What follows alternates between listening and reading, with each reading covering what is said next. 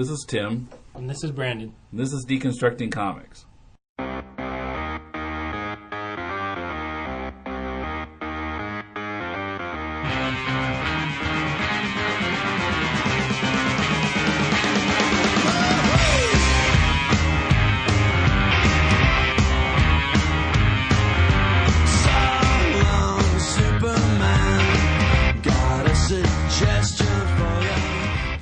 Welcome to Deconstructing Comics, brought to you by ComicsNow.com. Last week we were talking somewhat about character design in several different books. One of them was SOCOM, SEAL Team 7. What's the SOCOM? SOCOM? Is that Southern Command? Maybe so. This is an Image trade paperback. It's not clear to me if these were ever published as floppies. I couldn't see any breakdown of issue to issue, and there's nothing in the book that says that it was originally published in that format. Yeah, I think it was broken down. It appears to be. They have a big splash at the end of each chapter that seems like it might have been a floppy, kind of as a preview, and then they start with something new. I think it's like every 30 pages or something like that. But I could certainly see what you meant about those two characters looking like they're identical twins. Yes, one guy's hair is a little bit longer and he's got stubble, and yeah, but they basically look like two Ken dolls off the same shelf. So. Yeah, what were their names? Griffin and Jarvis, I think. But yeah, and a lot of other places in here. Mary-Kate and Ashley. Yeah, near the back of the book, there's like a list of characters, and I discovered also that there's a glossary of military terms in the back, which I had been ready to complain that there was a lot of military terminology that I didn't understand in it, but then, there's a glossary back here. I didn't see the glossary. But yeah, I think just just after the glossary. Yeah, Griffin and Jarvis. Well, actually, the character sketches, the preliminary character sketches, they do actually look different. I mean, he looks slightly, just a little bit older. But in execution, they look exactly the same when you actually look at the comic book. Their hair color is pretty close to the same. The way their jaws are drawn, their eyes, all that kind of stuff. Of course, it's a black and white book, but so hair color, I don't know. But hair color being the lightness or darkness of the hair appeared to be. Yeah, probably so. So what's the proper term if I'm not saying color? Illusion of color. Tone. Shade. It's the same shade. There you go. Because shades are with addition of black. But since there's not really much shading in here, they kind of just suggest it with how much of it is black and how much of it is white. Which in their case, the white is sort of reflected light off of their hair. But anyway, the point being that it's kind of hard to tell them apart. And there are a lot of other places in here where it was hard for me to tell who we were looking at because they had helmets on or something, and it was sometimes confusing. Yeah. And sometimes scenes would change and it wasn't clear to me, or one time I thought maybe the scene had changed and it hadn't. Yeah, right here. Because here we see the president, and the next page there's a break-in, and it's not clear that that's happening at the location where the president is. Because you have a close-up of the president on one page, and you skip to kind of a longer shot on the next page, so it appears to be someplace entirely different. Yeah, I mean, I don't even see the president on the next page. I think he's in the room, I guess, or nearby. Is this one? Is that the effect that do you think that that's the effect that the artist was going for, to kind of confuse the reader so they could lead them into the position where they see where the president is? I don't think I was supposed to be as confused as I was. I thought we might have been in a completely different different part of the world. I don't know. Well, I wonder if that's the way he wanted you to feel, because kind of like the political intrigue. You know how in movies sometimes they try to slip one by you, and then you realize, oh, it is. I'm not saying it's effective the way he's done it. I'm just wondering if that's what he intended to do, and he kind of fell flat. Could be. Okay, so what else did you want to say about the book? It's your favorite book in the whole wide world, isn't it? No. Well, the story concept was okay. I found it kind of interesting. The premise? Premise, yeah. And the writer seemed to basically have kind of a good background in this kind of thing. Although I questioned whether it would be you could so quickly hack the launch codes on the so-called football. Just because you can't do it doesn't mean that nobody can. And another thing that bothered me as a writer was that the dialogue was not very well edited, and there were punctuation mistakes and even some spelling mistakes, which I know it's an old pet peeve of mine. Well, Marvel and DC, you don't. Well, I don't know about DC, but Marvel, you don't see so many. I think that's spelling errors. Extremely ironic coming from you, especially when we try to read some of your characters. That's intentional. So you don't think it was a character thing where No. It was not meant to suggest a accent or something. It was just misspelling. One place somebody said lazy editors. Huh? Yeah, how is so and so faring? And in that case, fare should be F-A-R-E, but it was spelled F-A-I-R. That kind of thing. And you know, Guy Davis has. Since we're talking about the marquee last week as well, one thing that bothered me about the first book and the second book is subject-verb agreement. I saw some problems with that in here too, in SEAL Team 7. I'm just taking it as maybe, since it's supposed to be French, translated into English, it's given that kind of the awkward feel to the language, but that's one of my pet peeves. You have a lot of people that tend to have subject-verb disagreement, and there's quite a few places in here where they have a plural noun and they're using a singular verb. Is the one that is overused quite often. Talking about a group of people or something, or a group of ideas, and they use is instead of all. I think one of the places was where the general was talking to the Grand Inquisitor about his men that had been disposed of. They got burned, and they weren't given a proper burial because they were tainted by evil, according to the Grand Inquisitor. Are we still talking about SOCOM SEAL Team 7, or are we done with that? I guess the other thing I wanted to say about it was, well, we mentioned last week how this book was inked almost as if it was meant to be colored and wasn't. And as the art is pretty detailed, but I found some places with the way it was inked, it made it kind of hard to follow sometimes. Sometimes I couldn't tell what was going on, or at least not easily. I had to really kind of look at the panel and what's happening there. Yeah, and that's like battle scenes and so forth. That's what I was talking about as far as it appeared to be inked for color.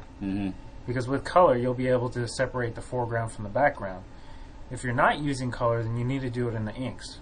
And I don't think they did a very effective job in this book of separating the foreground elements and the background elements. Right. They do have some panels with large patches of black. Yeah. In fact, sometimes I felt like it was excessive. Like it was almost like a cop-out, a cheat. I don't want to draw anything in, so... Just put a lot of black yeah, just fill it in. I thought the character design, we talked about character design last week. Character design for the... I don't want to call them aliens. Atlanteans. When they're in their suits, they look kind of cool. But it's when they have their suits off that they look really lame. Trite. Yeah. Standard fishmen. Yeah, I mean, have you ever seen that movie From the Deep? I think that was what it was called. No. They had these fishmen. They came from the deep to mate with the human women because they had run out of females. So they were romping around. It's a B movie, of course, a B horror movie. And whenever they're moving, they look like they're stepping forward, but they're kind of humping the air. But their character design was pretty much the same thing. Very similar in design, except it was a lot more fun watching a bunch of fish guys trying to. These guys also remind me of... I can't quite remember what it is they remind me of. Something from the 70s. I want to say Land of the Lost. Oh, yeah? What were those? Yeah, they kind of do look like the lizard guys. What were they called? I don't remember. There's a name for that species, right? Not the dinosaurs, but they were kind of halfway between dinosaur and man. Yeah. I didn't watch that show all that much. Occasionally I saw it. I only watched it when there was nothing else on. Because you would think, oh, there's dinosaurs, this is going to be cool. But it really wasn't. Well, yeah, it was... There was this kid always people running around trouble. against stop-motion animation dinosaurs. Well, but like a lot of the sci-fi movies from the 70s and the 60s, they had dinosaurs in stop motion, but it still looked cool. The story was pretty good. But the serialized form that they used for Land of the Lost, there wasn't a whole lot going on that was really that interesting. Yeah. You had a bonehead kid that was always getting into trouble, I think. Did you see it in reruns or something? Because you're not old enough to have seen it when it was originally on, I don't think. Because, I mean, I was only like 10 years old when that was on. When Saturday did it get mornings. aired? This was mid-70s, I think. Well, 74, I was alive during the 75, mid-70s. 74, 75, 76, maybe. I can't remember exactly. I have a pretty good memory, and I do remember some of the 70s, which means I wasn't there. Is that right? No, that's the 60s. If you can remember the 60s, you weren't there? Yeah, well, I was too young to be there in the 60s. I mean, I was born in 65, but you wouldn't have seen me at a Love-In or anything. Damn the luck. Okay, so SEAL Team 7 overall review? Scale of 1 to 10, maybe a 5. I'd say maybe, for me, a 3. Oh, yeah. I think the writing was okay. It was decent. The writing would have been a 5 if it was by itself. Maybe a 7, because the premise, the idea, even some of the dialogue with the kind of political intrigue that you have with the president and how far they've taken it. The kind of the ideas behind it and the kind of commentary it says about our society was entertaining. But the art drags it down. And it's not like the guy can't draw. The guy can actually draw. It's the panel breakdown, the storytelling itself that was a problem for me. Yeah, and the character design. Character design. Yeah. Character design, just as a concept, I hadn't really thought to put that term to it before you brought it up last week. But as far as my own comic, Spider Hag, I guess since I started doing it again 3 years ago, I've been, giving a little more thought to to my character design than I used to, where everybody's face was a circle with two dots and a mouth. But you know what? Even with your old system of designing your characters, each character was distinct and different. Well, you at could least tell by what clothes they wore. Like, so there's still my strip is kind of a mutant now because there are some characters running around from the old character design system, like Rossetti and Valentino, Soker and Mr. Queez. And you can tell because I think, like, even with the newer pages that you have on there, they're a lot flatter. Where, like, the camel, I don't know if you've redesigned him or if Camouflage never appeared until Chapter 11 in 2003. He's probably the most three-dimensional character you have. Yeah, probably. And the horse is pretty close. Some of the characters, even from the old system, aren't quite so flat. You know, like Charlie Horse. Of course, Charlie Horse has developed a little bit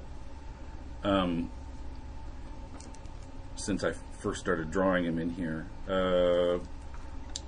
Who else? Dr. Boom actually goes way, way back to 78, but see, and one thing I want to say about your character design is that although you say most of them look the same because they're mostly circles for the heads and those kind of things, you have a lot of animal characters. Yeah, the animal characters are a little more. It's at least half and half, if not more animals than humans. Yeah, and the animals tend not to be a circle with two dots and a mouth. You can tell what they are generally, except for the bears. The bears look like guys in bear costumes. I with haven't two dots and a mouth. I haven't ever had the problem of confusing any of your characters for another character. Yeah, that's true. Yeah, so I've got something up on SEAL Team 7 right there. Right there. except for Rossetti and Valentino, who are supposed to look identical. But they're always together. They almost act like one character, to me. Yeah, that's true. Yeah, you never just see one or the other. Exactly. So it really doesn't matter with them whether you know the difference between the two, because they're always in the same room. I have had something going lately where I'll have some little marker to help you tell them apart. For a while, like end of chapter 11, they had handkerchiefs that were different colors that were like around their necks or something. So you turned them into like the Teenage Mutant Ninja Turtles for kids on cartoons, instead of everybody having a red. Now one of them, I think it's Valentino's got a bandage on his face because Duchess the Lobster pinched him. You think it's Valentino? I don't even remember now. So how are we supposed to know? We know one of them's got a bandage, but you're saying you're trying to give us a hint as to which one's which.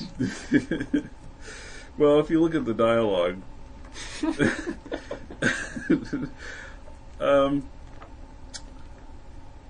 let's see. Yes, it is Valentino. I can tell from looking at pages 53 and 54. Rossetti is driving. He says, "You see, you see a Valentino. I told you that Oprah was giving me a Pontiac." And Valentino is in the passenger seat, and he has the bandage on his face. You know, it would be a kind of a funny joke. What? I've seen it in some comedies, like they'll have a bandage or a mole or something that'll move every time you see them in a different panel or something like that. It'll be on the opposite side of their face, or maybe it'll moved up by their eyebrow or something like that. Or maybe even if it was to start swapping characters. Well, there are movies where that happens by accident too. I remember like where they cut different takes together. I remember seeing something about that way back on Siskel and Ebert when Siskel was still alive, where there was some movie where in one scene the guy's top button is buttoned and then unbuttoned and then buttoned again. Well, there's a pretty famous scene in Glenn Close, Michael Douglas, Fatal Attraction, where because what they've done is they've had to go through and they've edited feet of film to get the best performance, and they've gone back and forth between cuts that were made early in the shooting and cuts that were made a little bit later in the shooting. Mm-hmm. You have Glenn Close with the sheets up over her chest and then the sheets down. So like you'll cut away to Michael Douglas, Mm-hmm. and then you'll cut back to Glenn Close and the sheets will be up. And then you cut away and you'll cut back and the sheets will be down. Her breast will be completely buried. And it goes back and forth like that. And they knew it was a flub, but unfortunately, they had already shot all the film, and they needed to just make sure that they told the best story with what they had. Mm-hmm. So yeah, it happens all the time in film. Yeah. But there have been a couple movies where they did it on purpose. Mm-hmm. Yeah, well, like Mel Brooks does stuff like that. Or I didn't see it, but I heard that Last Action Hero was like that. They did some things like that on purpose. Yeah, they did. Where like it was, look out the window and it was raining, and then you'd see from outside and the sun was shining, and then back inside and it was raining outside. Yeah, because they were trying to make a statement about the movie world being inconsistent. Mm-hmm. That was a really bad movie, though. Well, I heard a lot of people didn't like it, or at least, you remember Mike Royko, the columnist? No, I don't remember. He was from the Chicago Tribune. I used to read his column in the Japan Times. The only real columnist I knew was like Dave Barry. But I remember he wrote once that he saw Last Action Hero and thought it was great. And he felt like people who didn't like it didn't understand that it was supposed to be a parody. I understood it was supposed to be a parody. It just wasn't all that entertaining because even though it was a parody, it was still all the stuff that we had already seen Arnold do. So it was, if it was released maybe 4 years earlier, then maybe it would have been a little more attractive. But I think the entire society had moved on from the Big Bang, shoot and kill as many people as you can type action film and advance into something a little more dramatic. And I still get a kick out of like the older action movies that Arnold Schwarzenegger was in, like Commando and The Running Man. But those movies, just like Jean-Claude Van Damme, right? He did really well for a period of time, and he's still making movies, but nobody will watch his movies. I hope he doesn't come to my house and try to beat me up, but we, as a society as a whole, have moved on and become more interested in something with a little more of a story instead of kind of the same formula action film that he continues to turn out. Well, and I think you could say the same thing about comics. Yeah, I think so. I mean, on the comics podcast I listen to, everybody's saying comics are the best they've ever been right now, and the stories are getting, even in superhero comics, are getting much deeper than they have been in the past. And Civil War is one of the most obvious examples. It's certainly the best planned big event they've done, except that now they've had to delay it because the McNiven took too much time with the art. But I mean, everybody's just raving about the darn thing. Well, and that's one thing that I wanted to say about Spider-Man and Black Cat. Tim and I had decided we were going to talk a little bit about it. Yeah, I read it in the floppies with the 2 or 3 year gap in between issues 3 and 4. Brandon's got the hardcover here. You just read this recently? Yes, it was available in the local store, so I just picked it up the other day and read through it last night. And one of the things that you just said really stands out in this book. There's a whole lot more depth to this story, and it's a lot more interesting than comics from the 80s and the 90s had ever been. Yeah. Kevin Smith wrote the book, so I noticed that he kind of threw a lot of his favorite characters in, but a bunch of the themes that they were using throughout, he's a good writer, and he's played with some ideas that I would have never even thought of. Like he has a teleporter, a low-level teleporter, and he's a drug dealer. Yeah. So for movie stars and those kind of people who don't want to have tracks on their arms or on their legs, he just teleports the drug straight into their bloodstream. Bloodstream, exactly. And been reading comics for 20 years.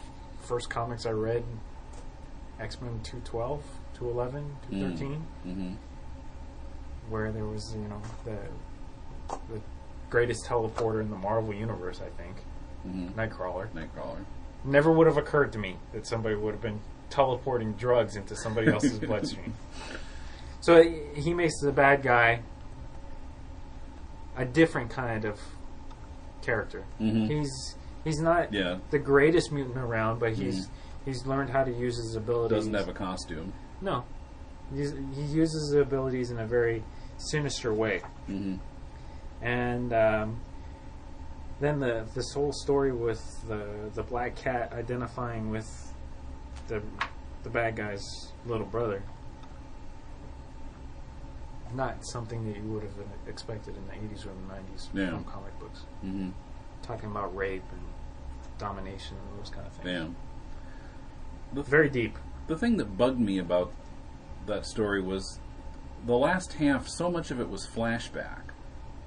I felt like the first half, the part before Kevin Smith's big break, was more interesting than the second half, because the second half was just so much, what happened in the past, and there wasn't really much action happening in the present. But isn't that the way that a lot of stories work? You get a lot of the action at first, and then you get kind of the explanation of why everything is happening the way it is? I suppose so, but it just seemed a little too heavy. There were so many different flashbacks. There was Nightcrawler's flashback, and there was Felicia's flashback, and there was somebody else's flashback. Two or one good flashback probably wouldn't have bothered me, but it just seemed like he was starting to rely on flashbacks so much with different characters. I like the flashbacks because I think it's a pretty effective way of filling in the backstory. I guess they could have spread it out a little more evenly. Yeah. If the amount of flashback they had been spread out over the 6 issues, it might not have bothered me so much. There's only one flashback that I could imagine would move, though. But it wouldn't fit into the structure that well, and that would have been Felicia's flashback. That's the only one that I think could have moved forward a little bit, because we don't even find out that the little brother is the one, the bad guy. Well, he's not really a bad guy, though. That's what makes his character so different too. You can identify with him. He's a victim, but you don't know that until the second half. You don't know that he's the one that ended up killing. I'm going to give away the whole book. Spoiler alert. He's the one that ends up killing his brother, who's seemingly in the beginning the real bad guy. He is actually a bad person. He's an evil person. Yeah. Where the younger brother, he's not really an evil person. He's just kind of a puppet of his older brother and a victim. Kind of a created monster. But I liked the story, and I liked the depth that Kevin Smith added to the characters.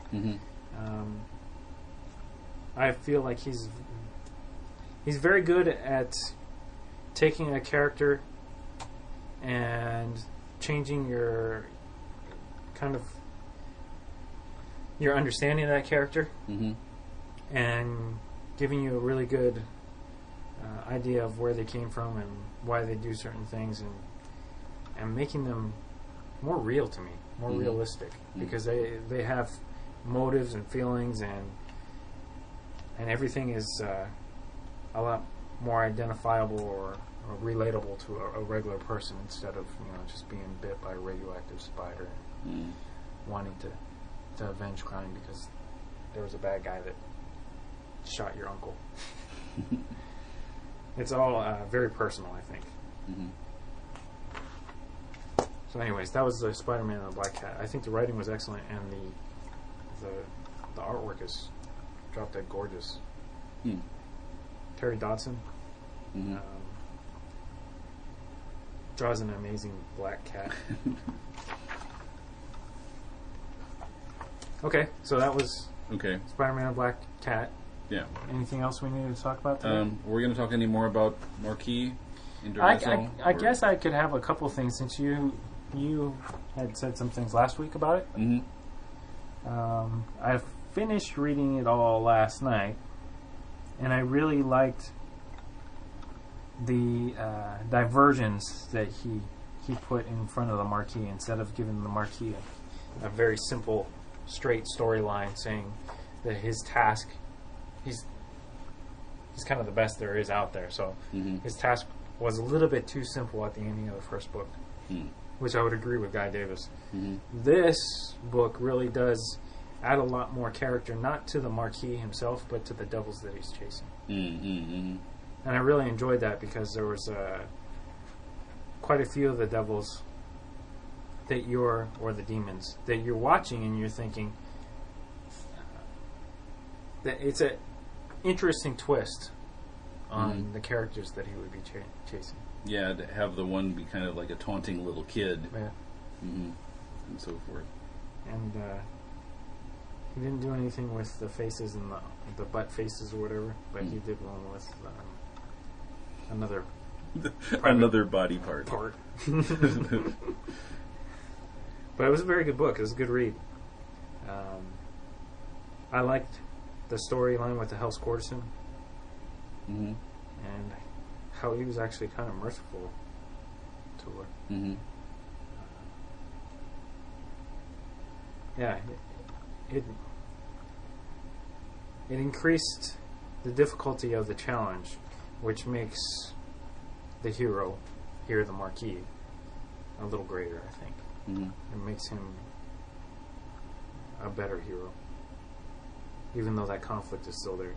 And then, of course, with the general, like you said, he's kind of disillusioned at what's going on. He's actually starting to disobey the Grand Inquisitor by not taking people to him that were supposed to be taken for the Inquisition, because he knew they were innocent and they were just going to get tortured and killed. So I think really there's two heroes as well as two villains in the book. Yeah, good point. The two heroes would be the Marquis and the General, and the two villains would be Lucifer, the devil himself, and the Grand Inquisitor. Yeah. And I really hate that Grand Inquisitor. Yes. He's drawn him so well that he's got this like really haughty, arrogant. I think I dislike him more than the devils. I think I do too. I mean, the devils are supposed to be evil, but he's under the guise of holiness, and everything that he says. Yeah, he acts like he's the best person in the book, but by far he's the most evil because he's got so much influence, and everybody thinks that he's good. Where with the devil, you kind of know what you're dealing with there. Okay, so that was the Marquis. Okay, it's a good book. I would recommend on a scale of 1 to 10. To me, 9 at least. Yeah, I'd go along with that. The only thing, once again, with this book is that it's not as bad as the first one, but some of the panels are difficult just because of the amount of detail on that. I think his work tends to be better in color, like we had mentioned before. Right, Nevermen. This one is a step up from the first book, but sometimes the shades of gray are a little too close, and there's a little too much detail in the pictures. But overall, I'd say it's a very good read. Pick it up if you have a chance. He's an excellent artist, an excellent writer. Yeah. And you should be able to get it from comicsnow.com, our sponsor, which, what do I want to say? Comicsnow.com will give you 35% off on all your comics. Did we give a rating for this? In some cases more. Spider-Man? No, we didn't. Evil Men do. I don't know. I think I didn't like it as well as you did. I might give it a 7. 7? Wow, that's harsh. This is one of the better Marvel comics, and if Mulele was here, I would, in my opinion, probably be fighting with him about it, because it is mainstream, but I don't know. Superheroes, man. Superheroes suck, man. Exactly. But this was, to me, such a personal story that it was up there with Wolverine number 32 or whatever. the Nazi concentration camp story. Yeah, I think Kevin Smith really tends to elevate the genre of superhero comic books. It's a step in the right direction. I would say that this book, to me, was a 10. But to you, it was a 7. Yeah. Okay. It's about a 7. But look how hot Black Cat is. Jeez. I'm not a fanboy. Oh, no, not at all. Give this back to you. This poop, SEAL Team 7. So don't forget to visit our site, globalcomics.net, and read Spider-Hag, look at some of the other comics there. Brandon's Zombie 1.0, or what's it actually called? The actual title. What was it? Time to Die? That sounds familiar. Yeah. Can I give a quick update? Okay. I spoke to Mulele last night on Skype, and I had told you that we had talked. I just kind of sent off an email real quick. He told me some interesting things. He introduced some things that we'll probably be talking about in the future. He was reading a book called Black Sad. He strongly believes that's one of the best comic books that are out there right now, and that's why I had recommended that maybe we go out and get that from our sponsor. In addition to that, he had some success at the Comic-Con. He said he was going to give us maybe a little bit more information, a little bit more detail about what his process was for submitting to DC this time, but he didn't want to get into too much detail as far as what his overall process and how successful he is until he maybe starts working at DC. Hopefully, cross his fingers. He did get a call back this time. Oh, yeah. So that was... So he actually talked to DC at the con. He did. Rather than spending the whole time in his hotel room. Exactly. Drawing. He submitted some work, and they actually had his name up on the screen. And he went back and he did an interview, and they said they wanted to see more work from it. So that's good. Mulele is still chasing the dream, and it looks like he's closing in on it. Yeah. So hopefully we wish him luck. Yeah. Be seeing his name in lights soon. Or at least on a Batman comic. Or something of that nature. And we'll, then in, hidden in the panel, we'll see the message, superheroes suck.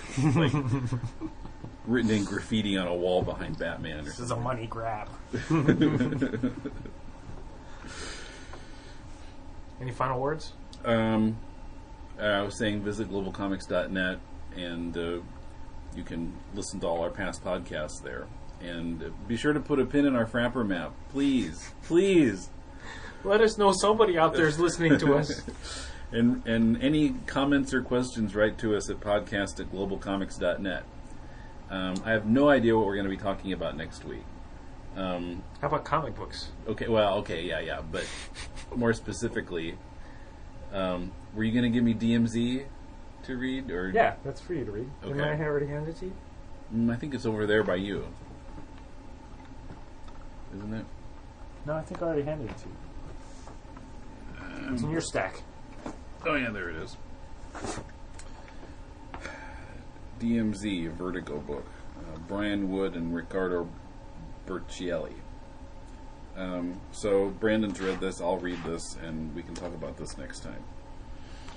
So, until then, this is Tim. And Brandon. And see you next time on Deconstructing Comics.